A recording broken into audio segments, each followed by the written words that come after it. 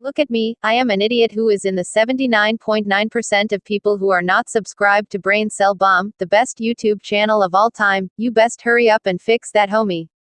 Insert gun click. Now. Hello everybody, and welcome to the review-ish of the original Toy Story. So this was a movie that I wasn't not looking forward to, but I'm literally recording this the night before it's being uploaded because I just was kind of holding it off. I was really interested, or I was, like, I wanted to go back and see the original because I haven't seen it in so long, and I am nostalgic for it. I'm definitely way more nostalgic for the second one. God dang it. I'm definitely way more nostalgic for the second one, but I was also, like, really, not excited, but interested is the only word I can think of seeing this one. And I will say it is way better than I remember. First, let's talk about the animation. The animation is a weird thing about this movie. Obviously, it's not as fantastically amazing as it is now, but I'm not really a person to notice how good animation is. It may also just, like I said, be nostalgia. I think Ratatouille looks just as good as Onward. You know, like, even though I know Onward technically does look superior, you know, it's kind of hard to describe. But I think what makes up for the bad, it's almost like the only really bad thing in this movie were the humans, but they knew that, so they kept them, like, of course they simplified the designs of them. Both, like, Andy and Sid kind of have, like, the bald heads kind of thing going on. But they also knew not to focus on the humans a lot and focus on the toys. They knew that the animation looked more plasticky, so they made it about toys. Same with like the Bugs Life, how they worked with bugs because they knew that's the strength of their animation style. Or the limitations. They used the limitations as a strength, if that makes sense. And I think that the visual itself isn't fantastic, but the character animation is really good.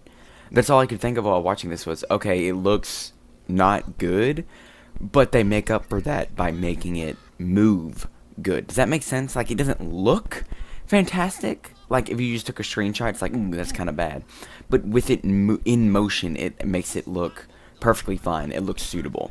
Honestly, like, most, I can't really say, like, old movies but, like, that went nowhere. This movie doesn't make you not want to go back because it just looks too bad to watch, you know? It's almost like watching old black and white films, you know? Even, you know, there's a better alternative to it, if that makes sense. But with this one, that's not apparent. The first half of the movie probably was the weakest. Obviously, it's set up, and the first half is never going to be fantastic, but I did find myself kind of playing on my phone more.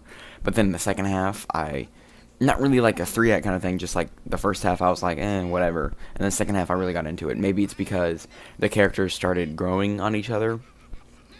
I feel like the supporting cast in this movie wasn't as good as I remember them being. Maybe that's, like I said, because in Toy Story 2 and more recently Toy Story 4, they just, not even in Toy Story 4, but like they just had better roles. And this one, it just felt like Potato Head was the main antagonist, and then everybody else was just kind of there to make crowds look bigger, you know.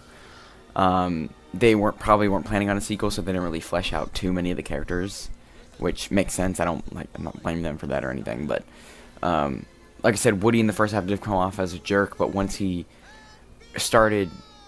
plot started being less about Woody being jealous and more about Woody wanting to get back to Andy, he then became a more sympathetic character, and you were able to, like, not relate, but want to root for him more. He did come off as a total, like, a-hole in the first half, but I get why they did that and made the ending where they made up all the greater.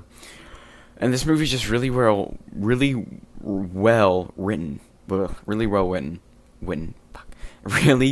Yeah. It's, but, like, the little banter between, like, Buzz and Woody is really nice, and it kind of sucks that in all future movies they always split them up. Like in Toy Story 2, they're split up, except for the end, which I think at the ending of that is fantastic. And Toy Story 3, they get split up for a while. And in Toy Story 4, Buzz is barely in it. But that would be a problem that I'll talk about in those movies. But I really like Woody and Buzz, Tom Hanks, Tim Allen working together. They're like fantastic. Honestly, they're like a really good duo. They were casted fantastically.